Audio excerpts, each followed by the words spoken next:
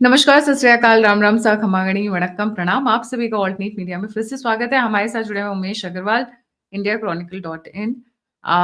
एक हफ्ते के ब्रेक के बाद हम लोग वापस आ रहे हैं। यूट्यूब का बहुत प्यार बरसा था, बट आने के बाद मज़ा बड़ा आ रहा है क्योंकि आए हैं और न्यूज़ की भरमार ऐसी है कि पूछिए मत। बीच में फिल इन द ब्लैंक्स हम करते जा रहे हैं, जो हमने मिस किया है। आई एम श्योर हमारे व्यूअर्स को हम क्या बोलेंगे, मतलब वंचित नहीं रखेंगे। महरूम वर्ड नहीं यूज़ करूँगी, बट वंचित यूज़ करूँगी। वंचित नहीं रखेंगे इम्पोर्टेंट डेवलपमेंट से। सऊदी अरेबिया और पाकिस्तान के डील हुई। हर जियोपॉलिटिकल एक्सपर्ट अपने हिसाब से इनको देख रहा है, अपने हिसाब से उनके एनालिसिस कर रहा है। कुछ एक फैक्ट्स के साथ उमेश जी आए हुए हैं और उमेश जी का जो पॉइंट ऑफ व्यू है बहुत इंटरेस्टिंग है एंड इट लुक्स लाइक कि बहुत सारे स्कोर्स पीछे सेटल कर रहा है सऊदी अरेबिया, यूएस के साथ भी और पाकिस्तान के साथ भी, और भारत के साथ जो इसमें निकल कर आएगा वो तो हम बताएंगे ही बताएंगे। अंत तक बने रहिएगा। लाइक, सब्सक्राइब और शेयर करना नहीं भूलिएगा। बहुत मेहनत लगती है, डेडिकेशन लगती है, कमिटमेंट लगती है, पैशन होता है हम लोगों का कि हम लेटेस्ट न्यूज़ लेकर आएँ। So please come forward. अगर आप कंट्रीब्यूट कर सकते हैं, मेरी मदद कर सकते हैं, हेल्प कर सकते हैं, तो कंट्रीब्यूट करें, डोनेट करें और सपोर्ट करें। उसके लिए नंबर और यूपीआई दोनों स्क्रीन के ऊपर दिया हुआ है। शुरू करते हैं Umesh ji. Very interesting turn of events. ये कहानी जाती है 1970 से, जैसे बोलते हैं रिवाइंड मोड में लेकर जाना। हम कुछ रिवाइंड मोड से शुरू कर रहे हैं। Let's get started Umesh ji. A very warm welcome on the show. The platform is yours. जी। जय श्री राम। गायत्री जी, देखिए 1974 में भारत ने अपना न्यूक्लियर टेस्ट किया था पोखरण में। उसके बाद पाकिस्तान को भी लगा कि हमें भी न्यूक्लियर टेस्ट करने की जरूरत है। पैसे तो थे नहीं। 1971 के अंदर उन्होंने बुरी हार का उनको सामना करना पड़ा था।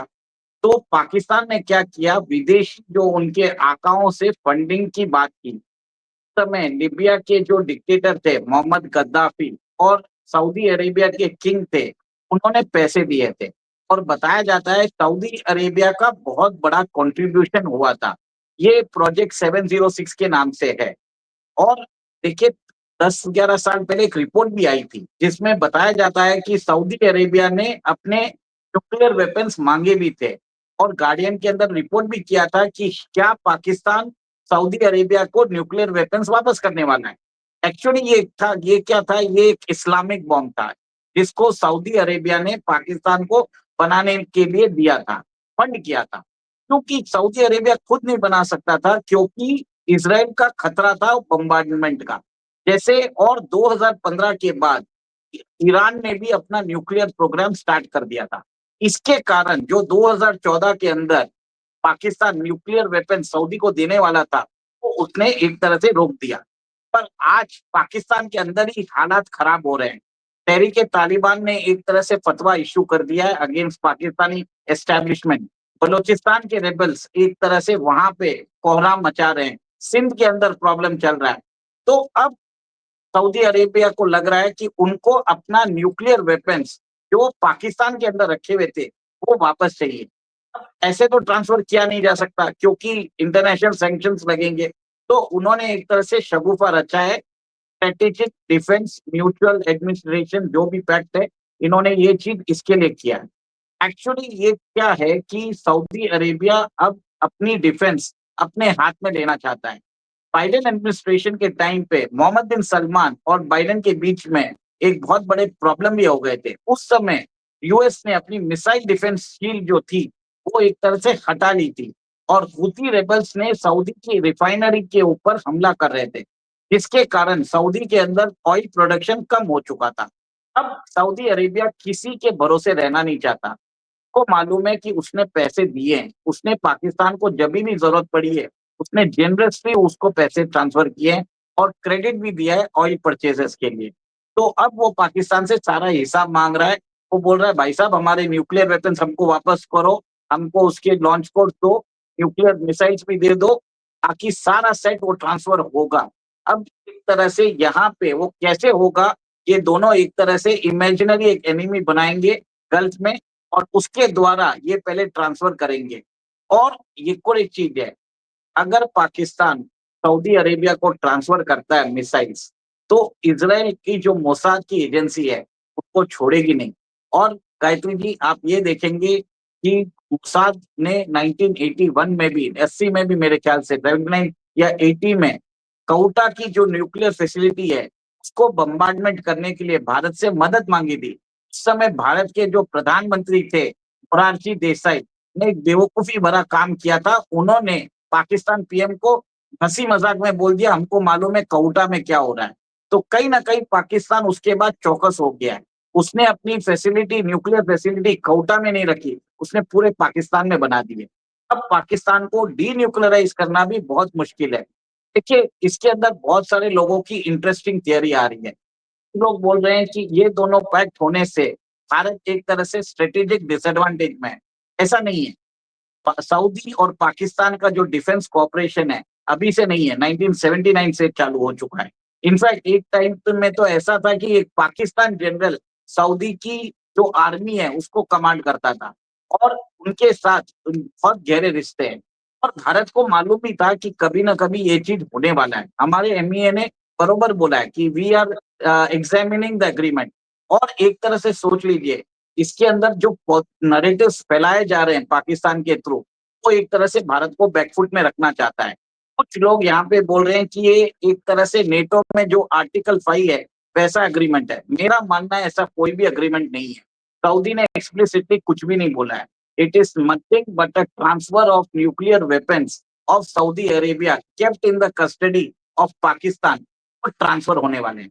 देखिए, आपको समझना पड़ेगा, इंटरनेशनल रिलेशंस में न्यूक्लियर वेपन्स आप ऐसे ही नहीं दे सकते। न्यूक्लियर नॉन प्रोलिफरेशन ट्रीटी और इंटरनेशनल जो लॉस होते हैं, मायने आ जाते हैं। तो एक तरह से ये तरह से इसको पैक्ट को साइन किया जा रहा है, जिसमें फ्यूचर में बताया जाएगा कि सऊदी अरेबिया के अंदर थ्रेट है और उसको निपटाने के लिए पाकिस्तान को बोला जाएगा कि आप धीरे-धीरे वो प्रोजेक्टाइल्स और मिनिएचराइज्ड जो न्यूक्लियर वेपन्स है वो ट्रांसफर करें।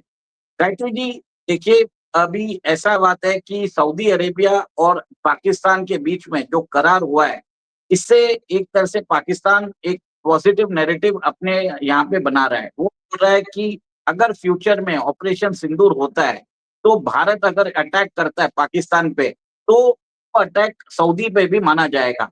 तो क्या हम समझे कि अगर कल पाकिस्तान के द्वारा अगर कोई आतंकवादी घटना होती है, तो क्या उसमें सऊदी का इन्वॉल्वमेंट भी रहेगा? तो ये बात पूछने वाली बात है। और ये देखिए, इसमें तो क्लियर कट बोला है कि हाउती रेबल्स ने जब अटैक कर रहे थे, तब यूएस ने अपनी मिसाइल्स निकाल दी थी। देखिए, एक और एक चीज़ क्या होता है, पाकिस्तान के अंदर एक फेवर में क्या जाएगा इसमें, वो ये एक तरह से नैरेटिव बना सकता है कि फ्यूचर में अगर भारत अगर उनके ऊपर अटैक करता है, तो ये मैटर वो ओआईसी में ले जा सकता है, वो इवन सिक्योरिटी काउंसिल में ले जा सकता है, भारत को बैकफुट में लाने के लिए। पर कहीं न कहीं भारत भी एक तरह से नोट कर रहा है और मेरा ये मानना है सऊदी अरेबिया अपने जो सिक्योरिटी इंटरेस्ट है, वो हेज कर रहा है। इतने साल तक उन्होंने पाकिस्तान को पैसे दिए हैं, तो कहीं न कहीं वो बोल रहा है कि हमारे वेपन्स हमें वापस करो। सेकंड, सऊदी अरेबिया इंडिया के साथ भी डिफेंस कोऑपरेशन की बात कर रहा है। अभी 7-8 1 महीने पहले ही एक मीटिंग हुई थी, 7th मीटिंग हुई थी। India South Africa joint defence committee की। इसमें बताया गया था कि we will be cooperating in all sorts of defence cooperation होगा। इसके अंदर joint production of defence platforms, मतलब वेपन सिस्टम्स इंडिया और सऊदी अरेबिया साथ में मिलके बनाने वाले हैं। तो ये मीटिंग तो 6-7 महीनों से चल रही है। और एक तरह से आप ये देखिए कि भारत ने एक तरह से सऊदी अरेबिया का सबसे बड़ा कस्टमर भी है। 18% ऑयल लेता है, क्रूड ऑयल लेता है सऊदी अरेबिया से। और सऊदी अरेबिया भारत के अंदर इन्वेस्टमेंट भी करना चाहता है 90,000 करोड़ का। तो कहीं न कहीं जो स्ट्रेटेजिक इन्वेस्टमेंट है और कस्टमर है भारत, वो सऊदी को मालूम है। पाकिस्तान के साथ उसको सिर्फ एक सिक्योरिटी apparatus बना रहा है और वो अपना कोई भी सॉवरेन नेशन अपना अपने इंटरेस्ट को सिक्योर करता है, तो कोई बड़ी बात नहीं है। मेरा ये मानना है इसमें कोई तरीके से जब जिस तरह से हौवा बनाया जा रहा है कि भारत की एक कूटनीति खा रहे हैं, मैं ये भी बोल देता हूँ कि कल आप देखेंगे कतर और यूएई वो भी शायद पाकिस्तान के साथ ऐसा एग्रीमेंट कर सकते हैं। इसका रीज़न एक ही है, दोनों ने पाकिस्तान को पैसे दिए हैं, ठीक है?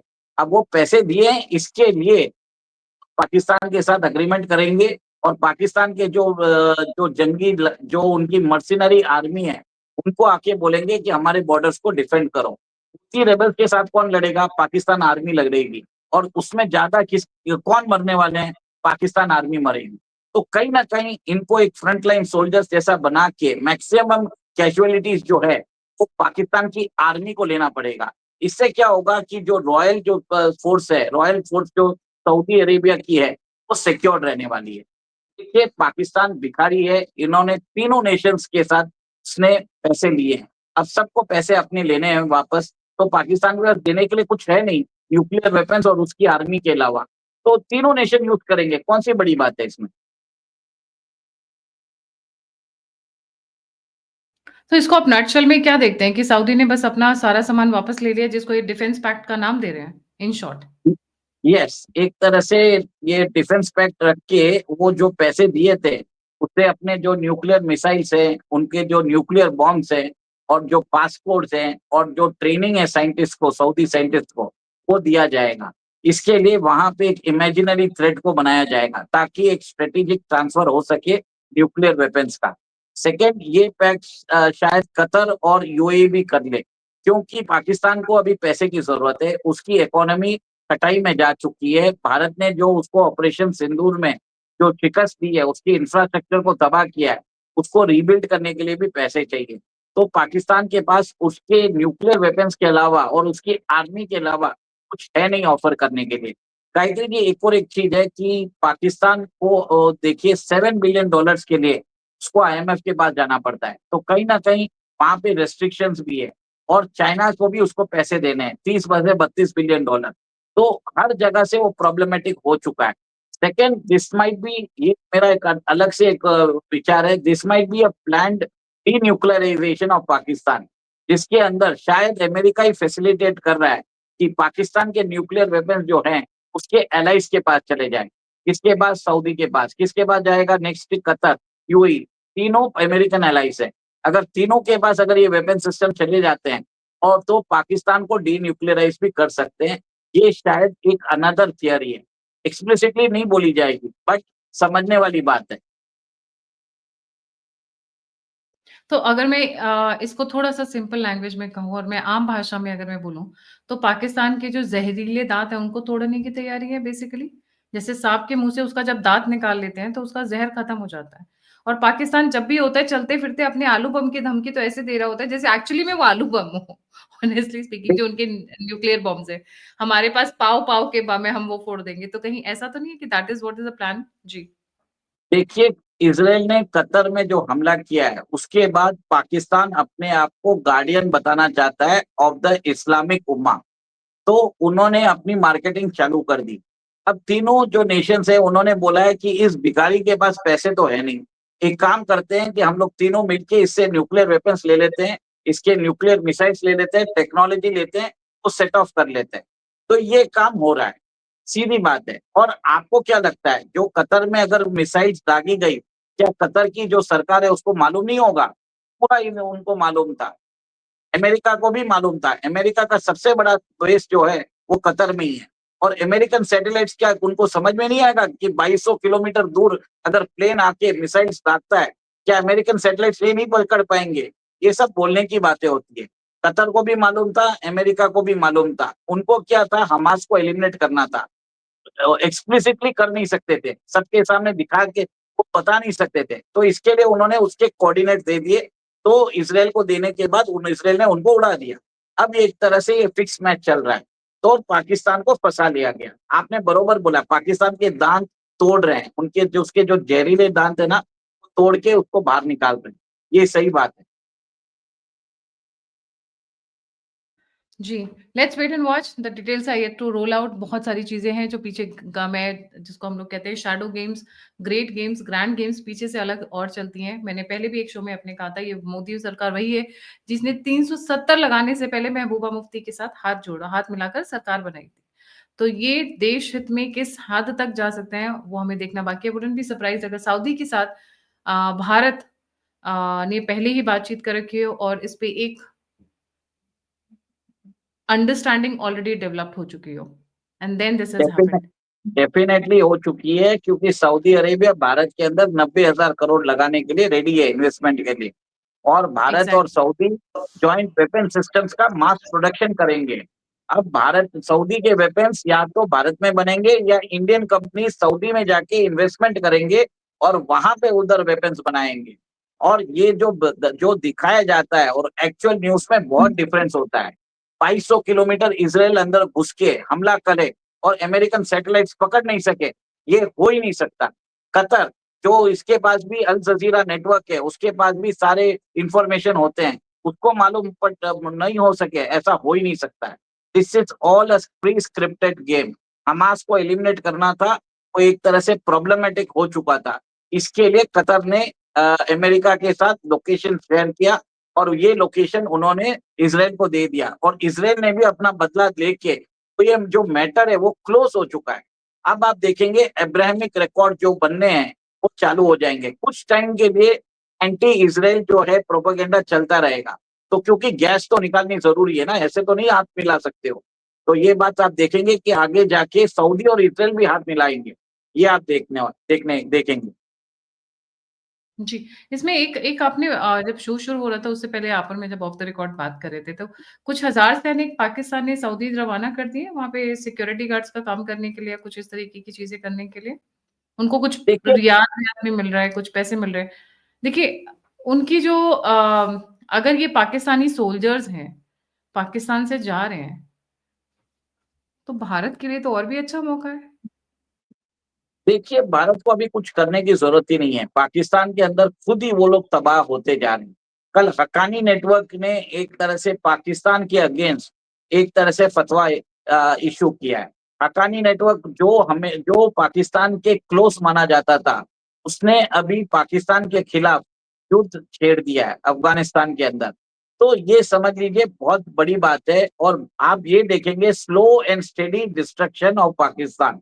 और इसके लिए पाकिस्तान के न्यूक्लियर वेपन्स हैं, अगर किसी जिहादीज के हाथ में लग गए तो ये सारा प्रॉब्लम हो जाएगा सारे वर्ल्ड को। तो इसके लिए पाकिस्तान को डीन्यूक्लियराइज करने के लिए ये एक तरह से डील वो लोग कर रहे हैं, जिसमें आप ये देखेंगे अभी तो सिर्फ सऊदी ने किया है, यूएई और कतार भी आने वाले हैं और ये लोग अपना अपना पैसा के बदले पाकिस्तान के न्यूक्लियर वेपन्स मांगेंगे, उसकी मिसाइल्स मांगेंगे, उसकी टेक्नोलॉजी मांगेंगे। अल्टीमेटली ये जो कंट्रोल है यूएस के हाथ में ही जाने वाला है। This is a slow and steady denuclearisation of Pakistan.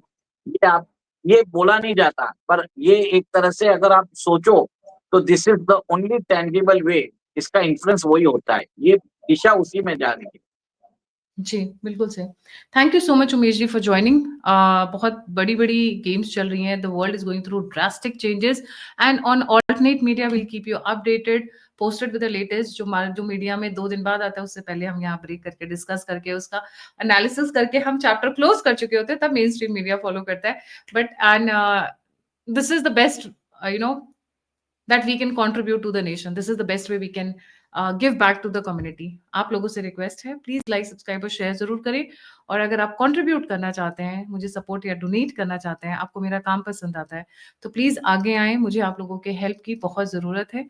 Number 9717753351 या फिर दिए गए हुए QR कोड पे भी आप कंट्रीब्यूट कर सकते हैं। इसी के साथ जय हिंद, जय श्री राम, हर हर Mahadev. Thank you so much Umesh ji. जय सिया राम। जय सिया राम।